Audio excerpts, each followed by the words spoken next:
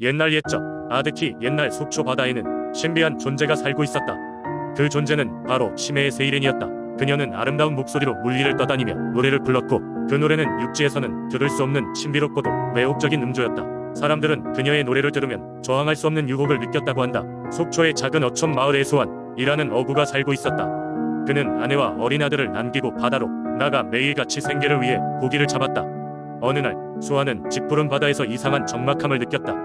멀리서 들려오는 서늘한 노래 소리가 그의 귓가에 아른거리기 시작했다. 그것은 바다의 깊은 곳에서부터 울려 퍼지는 세이렌의 노래였다.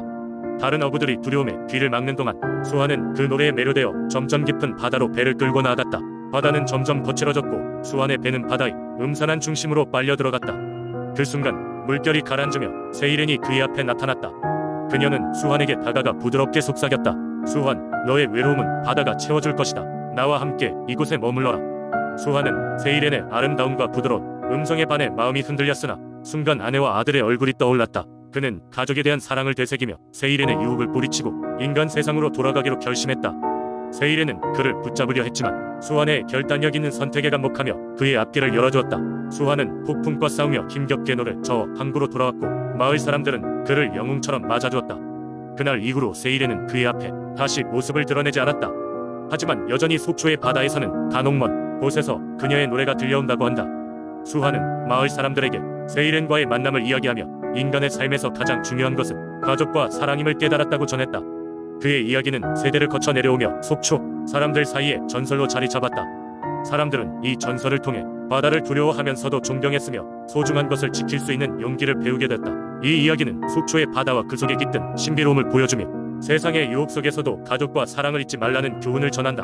오늘날에도 속초 사람들은 깊고 푸른 바다를 바라보며 이 오래된 전설을 떠올리곤 한다. 두 번째 이야기, 옛날 옛적 전라남도 장성군의 작은 마을에는 오랜 세월 동안 전해 내려오는 신비로운 이야기가 있었다. 그것은 바로 이무기의 축복과 저주에 관한 이야기였다. 많은 주민들은 이 이야기를 조상 대대로 전해 들었으며 종종 마을의 명절이나 축제 때가 되면 할아버지와 할머니들이 모여 과거의 사건을 다시금 떠올렸다. 전해 내려오는 이야기 속에는 매년 여름 장마철이 되면 마을 인근에 높은 산 중턱에 위치한 깊고 푸른 용소라는 연못에서 커다란 이무기가 올라와 배를 내리게 한다고 했다.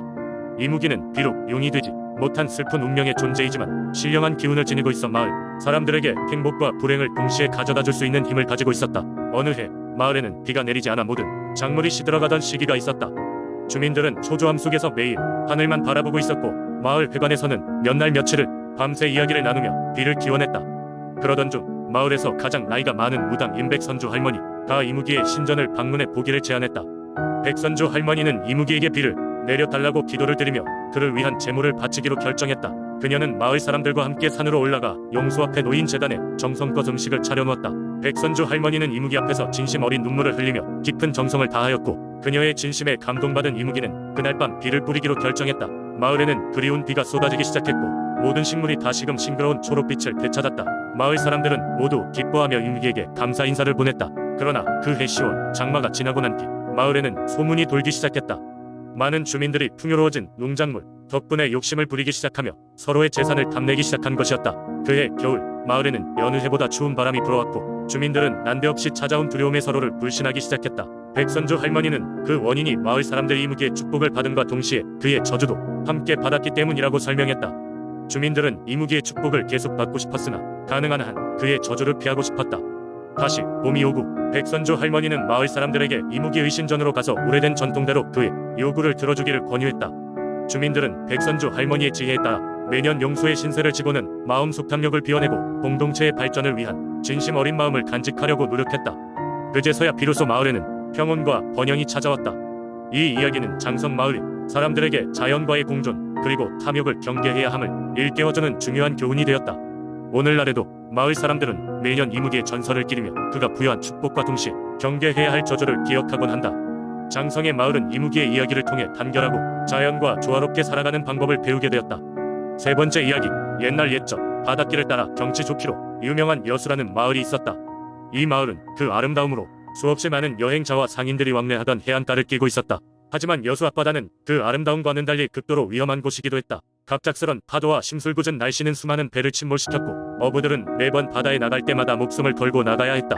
마을 사람들은 이를 두려워하며 바다를 진정시킬 수 있는 방법을 간절히 찾았다. 마을의 젊고 용감한 어부인 준호는 위험한 바다에서 종종 기적처럼 살아 돌아오곤 했지만 그의 친구와 가족은 이야기의 다른 주인공이 되어버리곤 했다. 준호는 바닷가에 홀로 서서 용왕에게 도움을 청하는 기도를 올리곤 했다. 그러던 어느 날 밤 준호의 꿈속에 한 노인이 나타났다.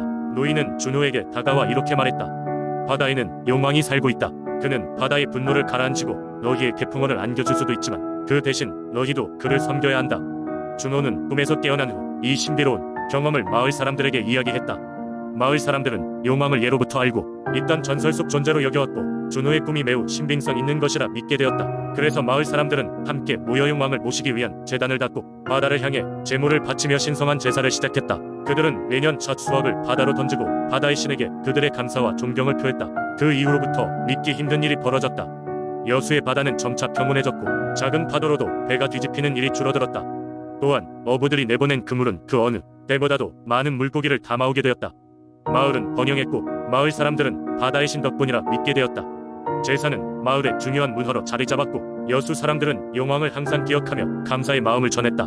여수는 지금도 아름다운 경치와 다채로운 문화로 유명하지만 그들 마음속에 바다의 신 용왕은 언제나 그 자리를 지키고 있다. 마을 사람들이 오랜 전통으로 이어온 제사는 단순한 문화 행사가 아닌 그들의 삶과 역사를 잇는 끈 같은 존재로 여겨지고 있다. 그래서 여수 바다에 대해 이야기할 때면 사람들은 언제나 경외감과 감사의 마음을 함께 품고 있다. 네 번째 이야기. 옛날 김해의 어느 조용한 마을에는 영등할매라는 신비로운 존재에 대한 이야기가 전해져 내려왔다. 영등할매는 마을 사람들에게 풍요와 안녕을 가져다주는 수호신과 같은 존재였다. 그녀의 전설은 김해에 매년 3월이면 특히 활발해졌으며 주민들은 그달이면 마을의 한적한 들판에 작은 제단을 마련하고 영등할매 축제를 열었다. 전해지는 이야기에 따르면 옛날 어느 해에 김해는 엄청난 가뭄에 시달리고 있었다. 논과 밭은 메마르고 주민들은 더 이상 식수를 구할 수 없는 지경에 이르렀다. 마을 사람들은 하루하루 하늘만 바라보며 비가 오기를 기도했다.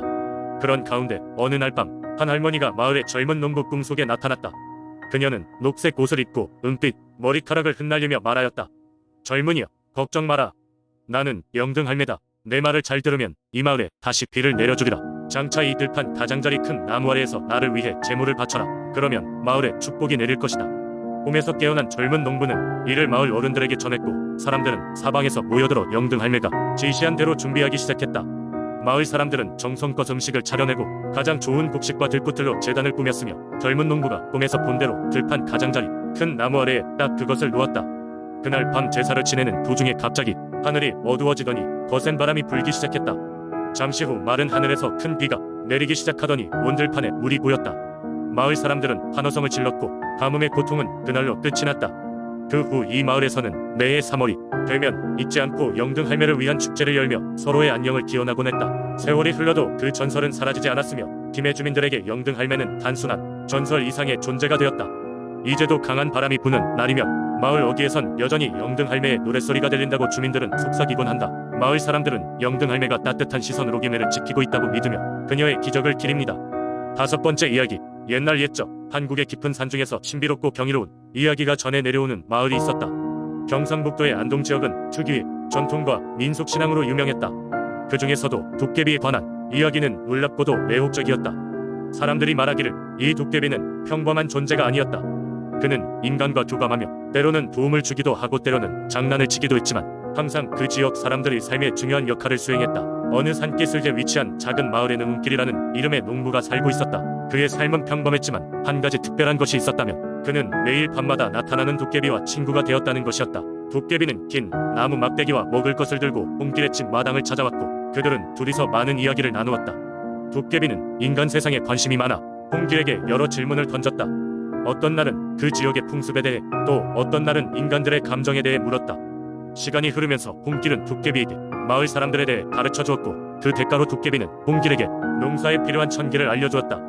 홍길은 이 덕분에 매해 농사를 잘 지을 수 있었고 마을 내에서도 점점 부유해졌다. 이 소식이 퍼지자 사람들은 자연스레 홍길을 신뢰하게 되었고 그의 말이라면 귀를 기울였다. 도깨비는 장난기 많은 성격 덕분에 때로는 장난을 치기도 했지만 홍길과의 우정에 있어서는 진심이었다. 어느 날 비바람이 심하게 몰아치던 어느 겨울밤 도깨비는 홍길을 찾아왔다. 도깨비는 이번에는 무언가 심각해 보이는 표정을 지으며 홍길에게 올 겨울은 유난히 추울 것이며 많은 눈이 내릴 것이라는 사실을 알려주었다.